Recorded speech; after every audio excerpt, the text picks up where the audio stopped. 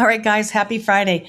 I'm jumping right in because I want to show you the difference with how I trade overnight extended, the 24-hour stocks versus the extended hours, which is your pre-market versus the day sessions. And I just have 3 screenshots to show you, very well marked out, so you can see exactly my entries and exits. And I have text boxes that show exactly what I was thinking at the moment and how those thoughts came to fruition as the price was developing.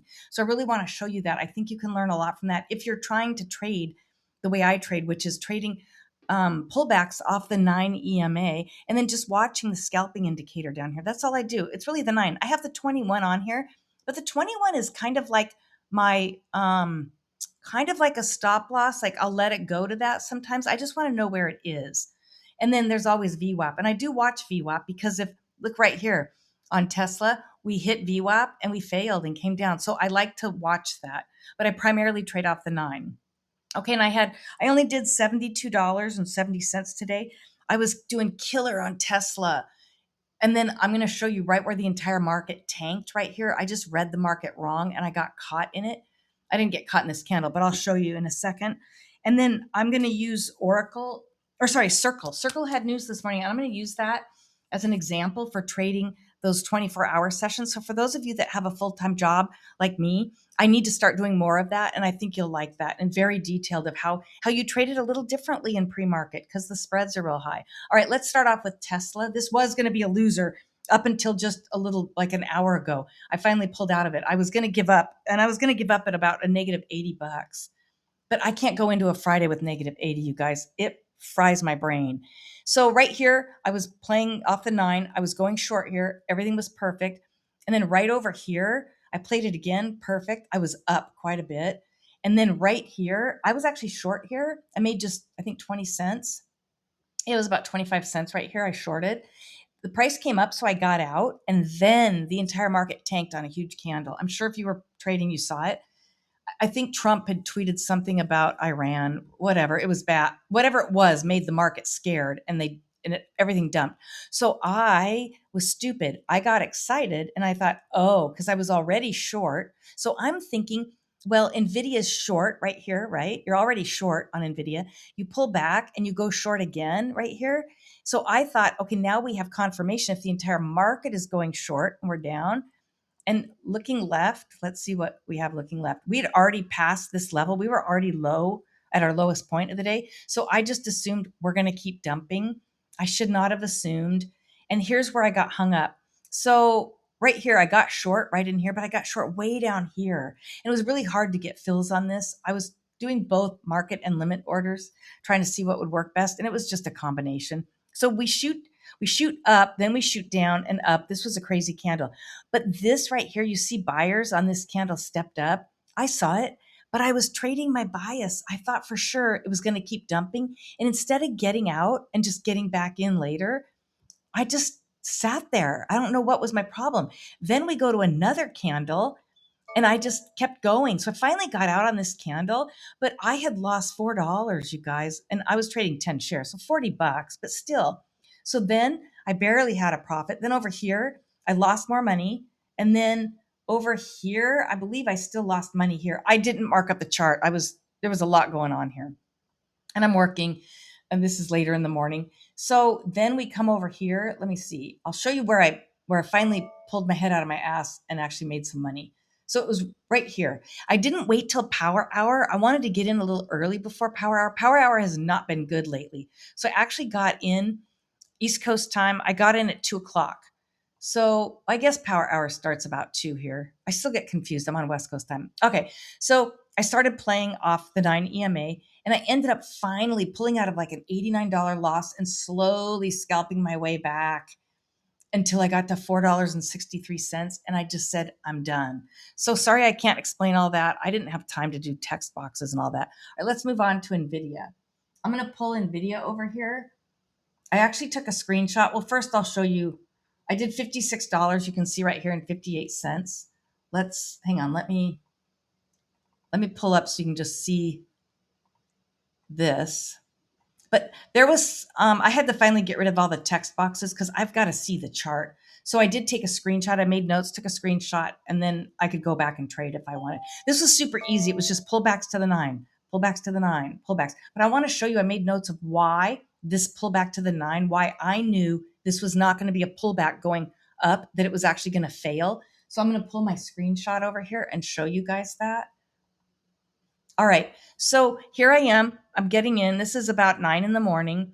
I'm getting in. Good action right here. This doesn't even pull back. It goes sideways. You know how I like that. So I got in here, go up, I get out. I'm just scalping for like 10, 20 cents.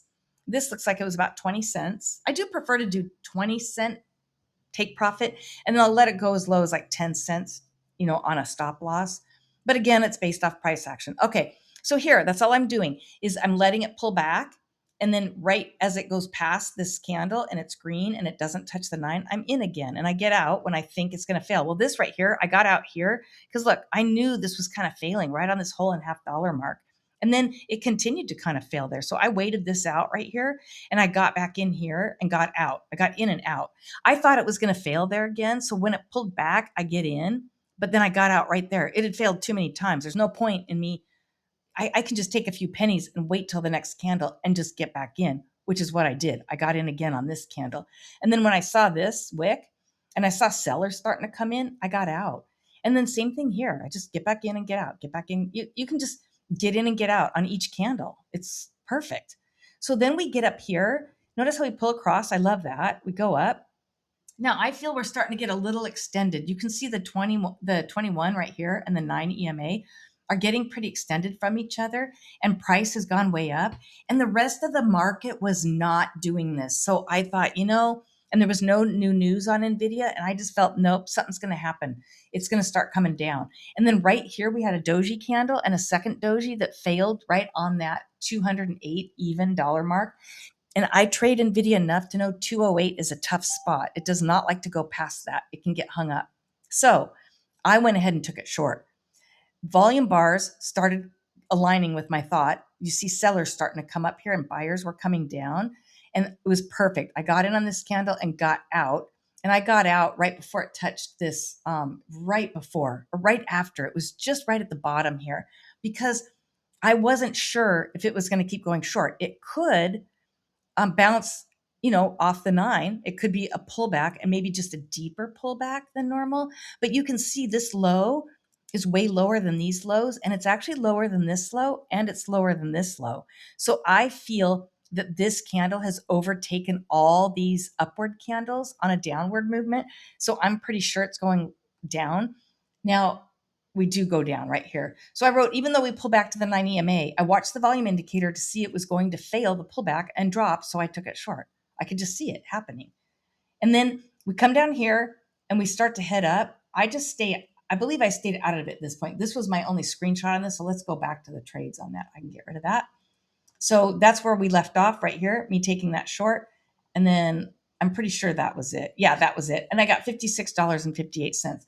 Okay, let's go to SNY. It's a loser. And then I'm going to show you the pre-market trades and how you can trade the overnight session versus the pre-market. And you just saw right now what I'm trading here is the open market, the New York Open. All right, let's go to my loser, SNY. SNY had news this morning. It won. Look at this. It got really good news, FDA news. But look, it never really trades much. Look at this. It's horrible. That's not a good trading chart. So obviously this is a stock that people just don't trade. The price point was really nice for pre-market. And you guys, the spread was 2 cents. I just couldn't help myself. It's like Christmas Day. Amazing news, super tight spread. Usually these big pharmaceutical companies have really high spreads. So I thought, I don't got much to lose. I was willing to lose $20, I thought. So I got in right here and the news had hit just a couple seconds before that. And I just waited it out and nothing happened. No one got in. You see, a bunch of people must have heard the news right here when I did too, but it didn't go anywhere. I was up a little bit. I think I was up like $3 or something. And then it failed here, still nothing. And then we started getting a higher spread. And I finally said, you know what? I don't think it's going to do anything. I'm getting out for a small loss. I can always get back in when the market opens. And then I just moved on. I never did. So I don't mind taking $10, $11 losses. All right, let's go to Circle. Okay, Circle had news, and I'm actually going to pull up 2 screenshots for you because I want to show you. Okay, so let me pull this up. I got to pull this over. Okay, I'm going to show you. So what I did was 22.25, but I'm going to go into detail on this here because I think this is going to be interesting. All right, you guys, for those of you, here's something I can say. You should take a screenshot of this. You should stop the recording or stop the video and take a screenshot and save it because you need a playbook. And if you don't have a playbook, if you have no trades or you have really bad trades, when I first started, Lance Brightstein said, you need to have a playbook. You need to start screenshotting and doing this, what I'm doing here, with all your trades and keep them and go back and look at them. Well, I didn't have a playbook because I didn't have any trades, and the trades I did have were horrible. So I started doing this with Day Trading for Success. I would watch his videos and then I would go back and rewatch them, slow them down, stop them, screenshot them. Then I would take my Apple Pencil. I did this all on my iPad, and I would mark it up just like this of what he said, why he got in, why he got out, what he did. And then I had a playbook of all his plays that I could go back and look at until I created my own playbook. Now I have my own playbook. Futures Trading Journey of Robert Anderson. I do the same thing with him because I'm still learning his strategy. I have pages and pages and pages in notebook of his lives where I stop the live, I screenshot it, and I mark it up because he's really good at teaching. So anyways, screenshot this if you need to. All right, this is EXTO. So this is going to be over here. Look over here on my watch list. This is EXTO, is all the tickers that trade 24 hours.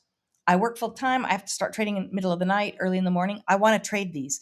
I like trading large caps and mid caps. And I can see here what's moving, right? So Circle had news. Great. They had a low spread. It was 10 cents at this point. 10 cents pre-market for a stock, a more expensive stock, is actually good. It's doable. So we're going to start with this right here. And then we're going to start with number 1, go to 2, go to 3, and we're going to go through all these sections. So right here, this trade was pure profit. I never took a drawdown on any of this. It was pure profit using tight risk management and reading the chart, not my bias. It was non-emotional. I was absolutely no emotion in this. Low share size because it's pre-market and it's extended hours. It's pre-market. Pre-market opens at 7 a.m. on the East Coast, and I was looking at this at 6 a.m. So the ticker it was low. I did low share size. I took small base hits on a ticker with fresh and really strong news, higher than average volume. We can see here, volume was higher than the average line, and had smooth pullbacks, meaning small wicks. Look at the pullbacks, would come back, no wicks, and just smoothly pull back and go up. Smooth pullback. It goes up, it moves over, comes up. Now this right here, it's no longer smooth pullbacks. Look at this. We're getting wicks, indecision. We got a wick here. And that's when I knew this would probably be my last pullback that I would take, and it was. So let's keep going. All right, smooth pullbacks with small wicks to the 9 EMA. This gives me a cushion for the morning and increases my confidence to trade throughout the day. That was all I was looking for, was a cushion and confidence. That's it. So you can see I did smooth pullbacks. I'd get in right here's as we had a red candle and crossed over. Right when it passes that, I get in, I carry it up. There's no wicks, no reason for me to get out. Our lows are not going lower than the previous low. This is such freaking smooth, perfect price action. Look at this. Every single candle is higher lows. And so I just wrote it up. And then right here, I started feeling it was getting a little overextended. I was really worried.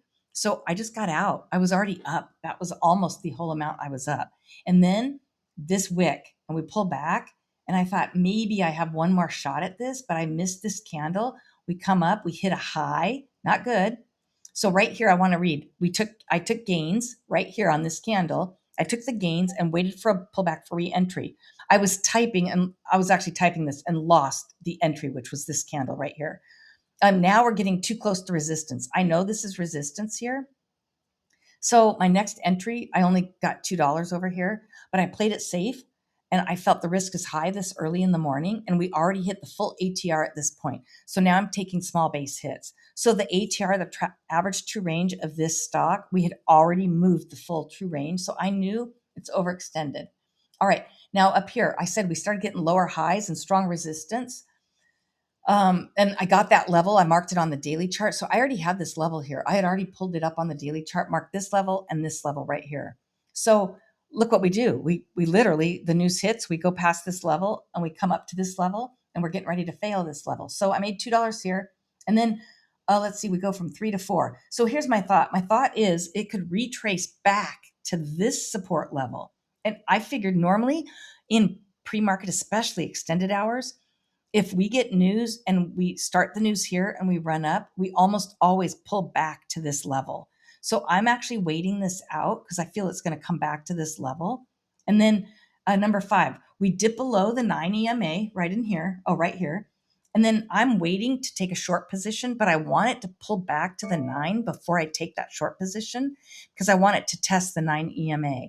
And then this could consolidate because it wasn't pulling back. It was kind of going sideways right on the 21 here. So I said this could consolidate at this point and it could lose volume. And look down here, we lost volume.